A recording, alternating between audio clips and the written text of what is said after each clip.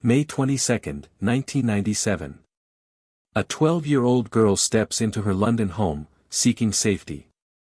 Moments later, she's gone, strangled by a predator who shouldn't have been there.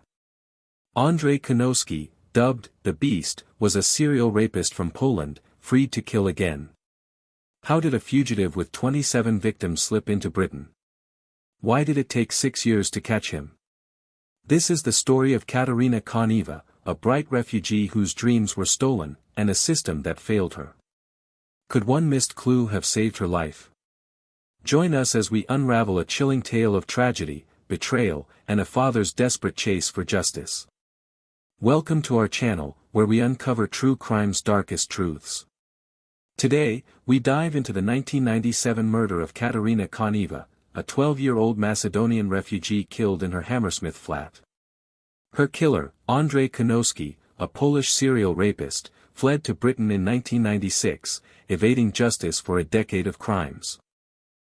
In 2004, he was sentenced to life for her murder, but systemic failures let him roam free, leaving families shattered and questions unanswered. Katarina's story hits close to home. Her family sought sanctuary in Britain, only to face unimaginable loss. On X, users still debate how Konowski slipped through, echoing 2025's focus on justice reform. Stay with us. Did the system fail more than just Katarina? In 1995, the Koneva family, Traj, Zaklina, Katarina, and Christian, fled ethnic violence in Macedonia for a fresh start in Hammersmith, West London. Katarina, 12, was a star at Holland Park School, her English fluent, her smile bright. The family's flat at 1122, Iffley Road was their sanctuary, a place of hope. Traj studied English as a mature student, while Zaklina cared for 6-year-old Christian. Katarina, often alone after school, was trusted to stay safe. Reenactment: Katarina walking home, school bell rings. Across Europe, Andrzej Konowski, born 1956 in Warsaw, was a predator. Nicknamed the Little Doctor for his polished demeanor, he began raping at 17, targeting girls as young as 11 in Mława, Poland. By 1995, he'd assaulted 27 women and children, serving 10 years for 17 rapes. His MO: stalk latchkey kids, choke them, and flee. In 1996, a Polish judge freed him for a hip operation, but Konowski fled to London, using a fake passport. Show 1990s Warsaw streets, footsteps echo. In Acton, Konowski blended into London's bustle, working odd jobs. He stalked 3 Hammersmith girls with long, dark hair, like Katarina's, in early 1997. Was he hunting his next victim? A month before the murder, he was arrested for theft but released without fingerprinting, a fatal oversight. On May 22, 1997, Katarina walked home alone. Did Konowski know she was vulnerable? May 22, 1997, 3 p.m. Katarina Koneva, 12, returned to her Hammersmith flat after school. Alone for the first time, she unlocked the door, expecting safety. Andrzej Konowski, 41, had followed her. He knocked, and Katarina, thinking it was her father, opened the door. Konowski pushed inside, barricading the living room with a chair. In a sexually motivated attack, he tied a cord from her Virgin Atlantic bag around her neck, slowly strangling her. Sound: cord tightening, gasping fades. At 4 p.m., Traj Konyev arrived, delayed by an exam. Finding the door blocked, he peered underneath, seeing men's shoes. "I knew something was wrong," he later said. He kicked the door, then ran outside, confronting Konowski in the garden. Blood on Konowski's face, he fled, pulling a knife. Traj chased him, but Konowski hijacked a Fiat Uno, escaping. Returning, Traj found Katarina, cutting the cord in vain. Was this the moment justice slipped away? Police arrived at 1122, Iffley Road after Traj's 911 call. Katarina was pronounced dead, her face bluish-purple. 7 eyewitnesses saw Konowski flee, and security footage captured Traj's chase. Fingerprints on the window and a hair on Katerina's cardigan were collected, but the case went cold despite 3 Crime Watch appeals. Why couldn't police find him?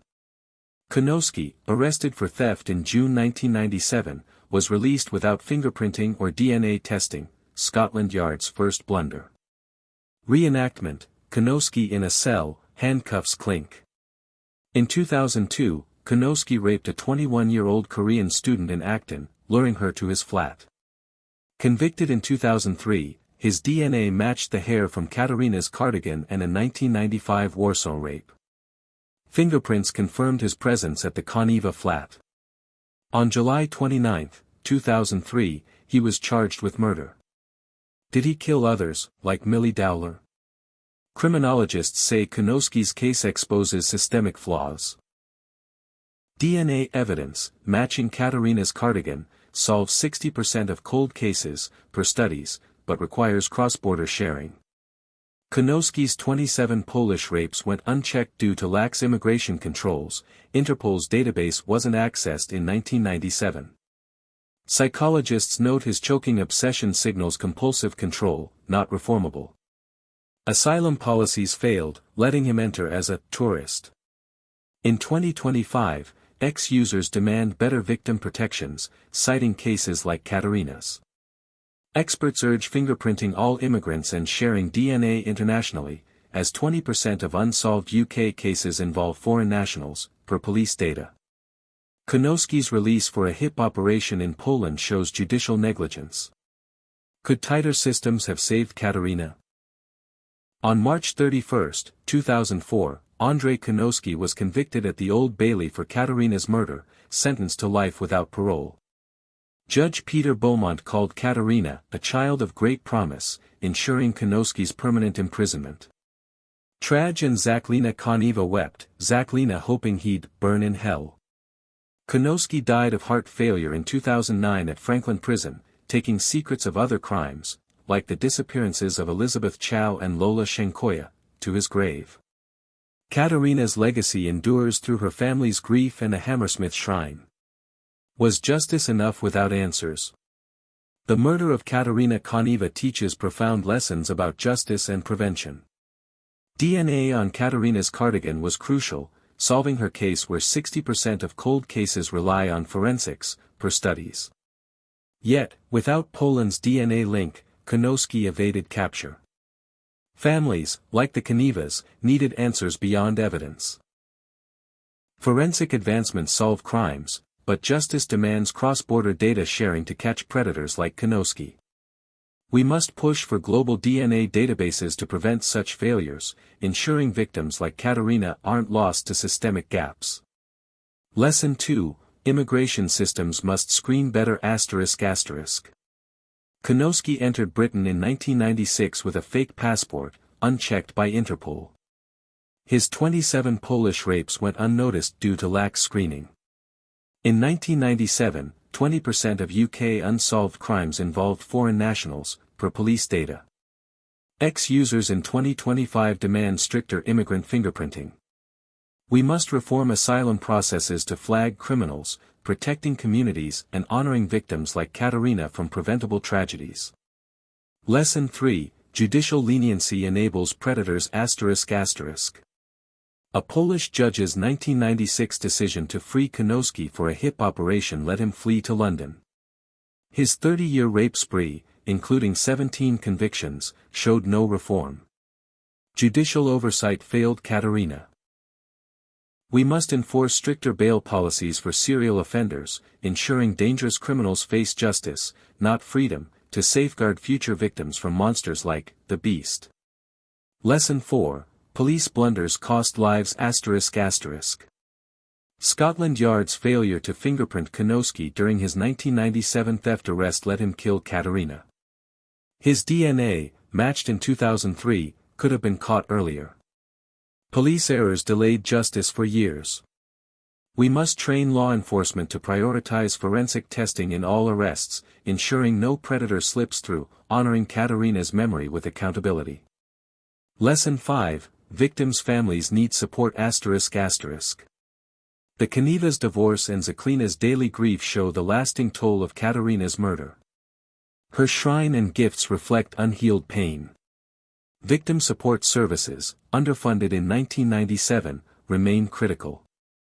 We must advocate for counseling and legal aid for families, ensuring their voices are heard, as ex-users urge in 2025, to heal wounds left by tragedies. Moral justice without prevention fails the innocent. Systemic reform is the key to protecting lives like Katerina's. Katerina Kaneva's murder exposed a system that failed her. Could better checks have saved her? Vote in our poll. Should all immigrants be fingerprinted? Comment, how can we prevent another beast? Share to honor Katerina's memory. Subscribe and hit the bell for weekly true crime stories that demand justice. Support us on Patreon for exclusive updates. Stay curious, stay safe.